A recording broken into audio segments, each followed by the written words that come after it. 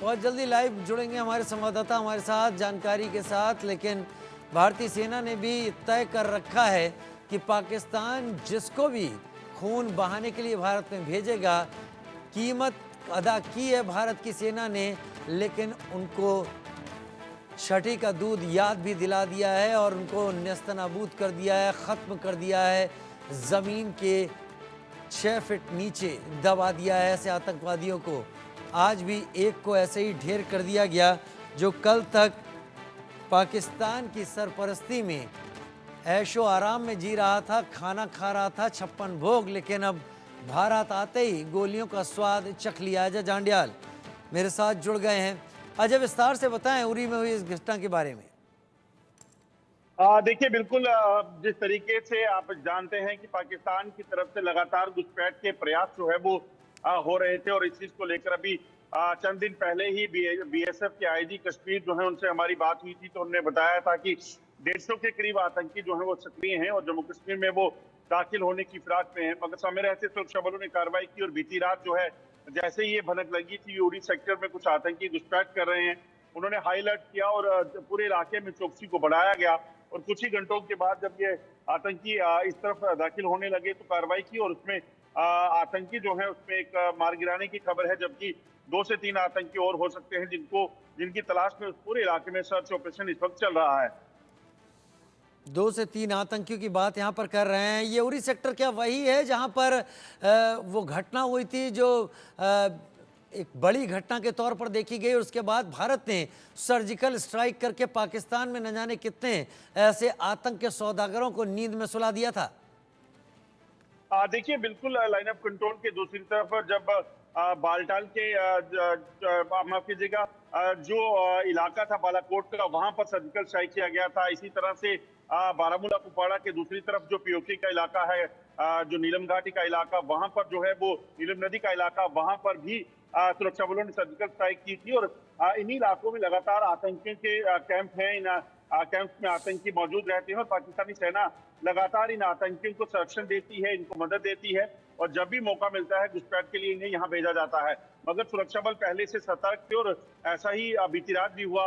जैसे ही ये आतंकी घुसपैठ करके उस जंगल के इलाके से वहां घुसपैठ करने लगे और दाखिल होने लगे, इन पर कार्रवाई की। पहले से सेना के जवान सतर्क थे और उन्होंने अपनी पोजीशन ली हुई थी। जैसे ही ये दाखिल हुए हैं उसके बाद कार्रवाई की गई और इनको मार गिराया गया। एक आतंकी मारे जाने की खबर है, बाकी आतंकियों की तलाश भी जल्द जहां पे होगी और इस चीज को सुनिश्चित किया जाएगा कि पाकिस्तान के नापाक इरादे जो जम्मू कश्मीर में यहाँ पर आतंकियों को भेजकर यहाँ खून खराबा करने के उसे नाकाम किया जाए।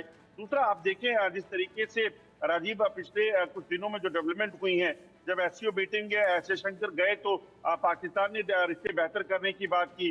अभी कुछ दिन पहले जो है पाकिस्तानी क्रिकेट बोर्ड की तरफ से एक चिट्ठी लिखी गई है बीसीसीआई को कि वो भारत के साथ जो है वो क्रिकेट मैच खेलना चाहते हैं। मगर दूसरी तरफ अगर इस तरह के आतंकियों को यहाँ धकेल कर यहाँ आतंकी हमलों को अंजाम देके तो पाकिस्तान क्या सोचता है कि दुनिया को दिखाने के लिए जो ये दिखावा पाकिस्तान कर रहा है दोस्ती के बातों का, वो भारत अच्छी तरह समझता है और इसीलिए भारतीय सेना जो है वो पूरी तरीके से मुस्तैद है और पाकिस्तान को लगातार जवाब दे रही है। दरअसल अजय, पाकिस्तान ये दिखाना चाहता है इस क्रिकेट मैच की रिक्वेस्ट करके कि एक बार भारत अगर वहाँ खेलने पहुँच गया तो पाकिस्तान ये कहेगा कि सारी चीज़ें सामान्य हैं, जो भी चल रहा है क्रिकेट को अलग रखें और बाकी चीज़ों को अलग रखें, उससे भारत का स्टैंड कमज़ोर होगा। लेकिन मेरा सवाल आपसे यहाँ पर यह है कि पिछले 1 महीने से आचार संहिता लगे होने के चलते सुरक्षा बलों का घाटी, पुंछ और जम्मू के रीजन में ज़बरदस्त कंट्रोल था और पूरी तरीके से हाथ में चीज़ें थीं। क्या पाकिस्तान की ये कोशिशें इस बात को ध्यान में रखते हुए हैं कि चुनाव तो अब हो चुके हैं, लिहाजा जो बैरक से बाहर निकले हुए जो फोर्स थी वो अब उतनी तादाद में मौजूद नहीं होगी, इसलिए वो किसी भी तरीके से अंदर ऐसे आतंकवादियों को भेज सकता है? इस बात को ये भी ध्यान में रखते हुए कि अब नवंबर का महीना शुरू होने वाला है और बहुत जल्दी ये इलाका इन्फिल्ट्रेशन के लिए बेकार हो जाएगा। देखिए राजीव, दरअसल सच्चाई यही है कि पाकिस्तान की तरफ से घुसपैठ जो होनी है या पाकिस्तान जो करवाता है वो सर्दियों के दिनों में लगभग बंद हो जाती है, या फिर ये कहेंगे कि वहां पर काफी मुश्किलें उन आतंकियों को होती हैं।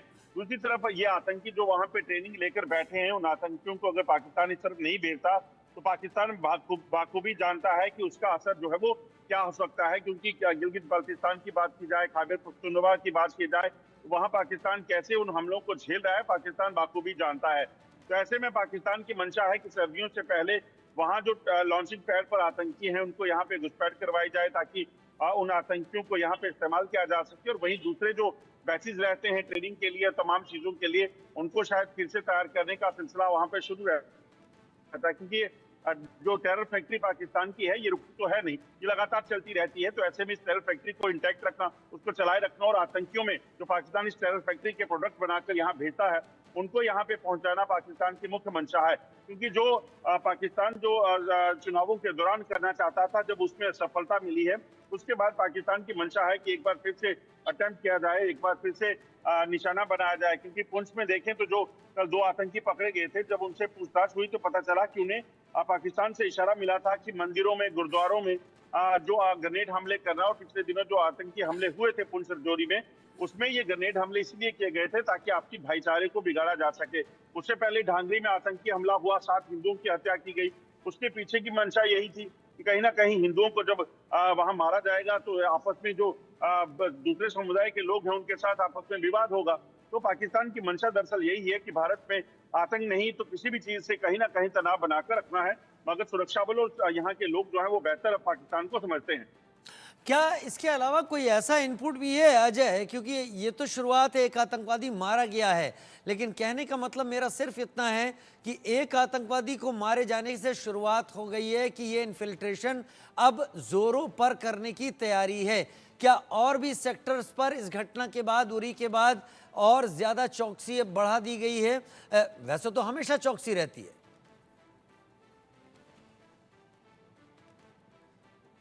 देखिए राजीव, जिस तरीके से दरअसल इन्फिल्ट्रेशन के अटेम्प्ट हो रहे हैं, ये साफ बताते हैं कि पाकिस्तान की मंशा जम्मू कश्मीर में ज्यादा से ज्यादा आतंकियों को भेजने की है। और ये आतंकी जम्मू कश्मीर में भेजकर पाकिस्तान करना क्या चाहता है? पाकिस्तान चाहता है कि इन आतंकियों को यहाँ पर इस्तेमाल किया जाए, और दूसरी तरफ जो वहां पर ट्रेनिंग कैंप में आतंकी हैं, उन आतंकियों को वहां से निकाला जा सके। और मंशा बेसिकली यही रहती है कि किसी भी तरीके से यहाँ पर हालात जो है वो बेहतर जो चल रहे हैं वो बेहतर ना हो।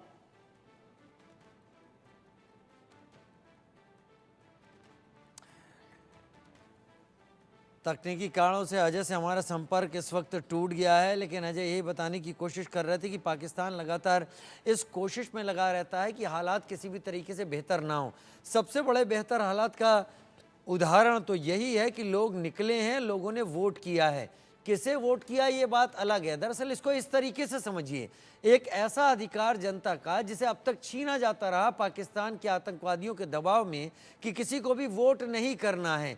जब लोग वोट करने के लिए निकलने लगे हैं तो लोगों को ये समझ में आ गया है कि वो अपने विकास के लिए, अपनी ज़रूरतों के लिए अपनी सरकार चुन सकते हैं, और ये वोटिंग उनका हक है। अब एक बार, 2 बार वोट करने के बाद इन लोगों को इस बात के लिए दबाव देना कि उन्हें वोट नहीं करना है केवल इसलिए कि भारत को डाउन दिखाना है, वो शायद संभव नहीं हो पाएगा। अजय जांडियाल मेरे साथ एक बार फिर जुड़ गए हैं। अजय, आर्मी को, जम्मू कश्मीर पुलिस को क्या इन्फॉर्मेशन अब मिल रही हैं? क्योंकि मेरा भी यही मानना है अब से आगे आने वाला 15 से 20 दिन का वक्त बहुत क्रिटिकल होगा, क्योंकि उसके बाद बर्फ गिरनी शुरू हो जाएगी इन पहाड़ी इलाकों में। देखिए बिल्कुल राजीव, जिस तरीके से इस वक्त बर्फबारी का सिलसिला शुरू होने वाला है, उससे पहले पाकिस्तान की मंशा तो साफ है। पाकिस्तान चाहता है किसी भी तरीके से जम्मू कश्मीर में ज्यादा से ज्यादा आतंकी दाखिल हों, क्योंकि जब बर्फबारी होगी तो अगले 3 महीने में, 3 से 4 महीने तक पाकिस्तान की तरफ से किसी भी तरह से आतंकियों को घुसपैठ करवाने की जो कोशिशें होती हैं वो हो नहीं पाएंगी, वो चल नहीं पाएंगी, क्योंकि बर्फबारी में आतंकियों की घुसपैठ होना काफी मुश्किल हो जाता है। तो इसलिए उस कमी को, जो आतंकी यहाँ पे मारे गए हैं, उस कमी को पूरा करने के लिए पाकिस्तान कोशिश कर रहा है कि किसी भी तरीके से ज्यादा आतंकियों को यहाँ दाखिल करवाया जाए। और बर्फबारी से पहले ये इसलिए भी जरूरी है क्योंकि यहाँ जो 60 से 70 आतंकी सक्रिय थे, उनमें से लगभग 15 से 20 आतंकी मारे गए हैं। ऐसे में जो कमी हो रही है आतंकियों की, हथियारों की, उनको यहाँ पहुंचाना पाकिस्तान के लिए बेहद जरूरी हो जाता है, क्योंकि पाकिस्तान को पता है अगर यहाँ पर आतंक के उस दंगे नाच को जारी रखना है तो कहीं ना कहीं सरहद पार बैठे आतंकियों को ज्यादा से ज्यादा तादाद में यहाँ भेजना ही होगा। सरहद के आतंकवादियों को यहाँ भेजना ही होगा। और क्या अब नई सरकार बनने के बाद जम्मू कश्मीर में जम्मू कश्मीर पुलिस ने कोई अपनी स्ट्रेटेजी बनाई है? अब तक जम्मू कश्मीर पुलिस और सेना मिलकर आतंकवादियों का खात्मा करते थे। नई सरकार के अंतर्गत जो पुलिस मुख्यालय है उसने कोई नई स्ट्रेटेजी बनाई है जिससे शहरों में, कस्बों में एंटी इंडियन एक्टिविटीज़ को रोका और कंट्रोल किया जा सके? देखिए राजीव, सबसे ज्यादा जो पुख्ता किया गया है वो यही किया गया कि जब जंगलों में आतंकियों के मौजूदगी की खबर आई तो उन जंगल के इलाकों में ज्यादा से ज्यादा जो एंटी टेरर यूनिट्स हैं उनका गठन किया गया। आप देखें तो 19 एंटी टेरर यूनिट्स ऐसे इलाकों में तैनात किए गए जिन इलाकों में आतंकियों की मूवमेंट देखी गई, चाहे वो डोडा किश्तवाड़ का इलाका था, कठुआ का इलाका था, उधमपुर के दूरदराज का इलाका था, या फिर राजौरी, पुंछ और रियासी का इलाका था। यहाँ पर एंटी टेरर यूनिट की तैनाती की गई। भारतीय सेना की स्पेशल फोर्सेस के जवानों को ऐसे इलाकों में तैनात किया गया जहां पर आतंकियों की हरकत को या आतंकी हमलों को पिछले कुछ समय में देखा गया था। तो ये स्ट्रेटेजी जो है वो बड़ी काम आई और इसी का वजह से आप देखें तो कुछ आतंकी मारे भी गए और उसके बाद जो आतंकी मूवमेंट होती थी तो तुरंत वो ट्रेस हो जाते थे। हालांकि आतंकियों के पास ऐसे गैजेट्स हैं जिनको ट्रेस कर पाना बेहद मुश्किल है, मगर उसके बावजूद भी सुरक्षा बल जो है उनको ट्रेस कर रहे हैं। वो इसलिए क्योंकि ह्यूमन इंटेलिजेंस का इस्तेमाल जो है वो भारतीय सेना और जम्मू कश्मीर पुलिस कर रही है। तो वही एक फायदा सुरक्षा बलों को मिला है और इसी के चलते कुछ कामयाबियां भी मिली हैं और उस स्ट्रेटेजी को आगे भी बढ़ाया जाएगा ताकि ये कामयाबी का सिलसिला जो है वो इसी तरह से चलता रहे। बहुत शुक्रिया अजय, विस्तार से इन जानकारी को हम तक लाने के लिए आपका, फिलहाल के लिए आपका बहुत धन्यवाद।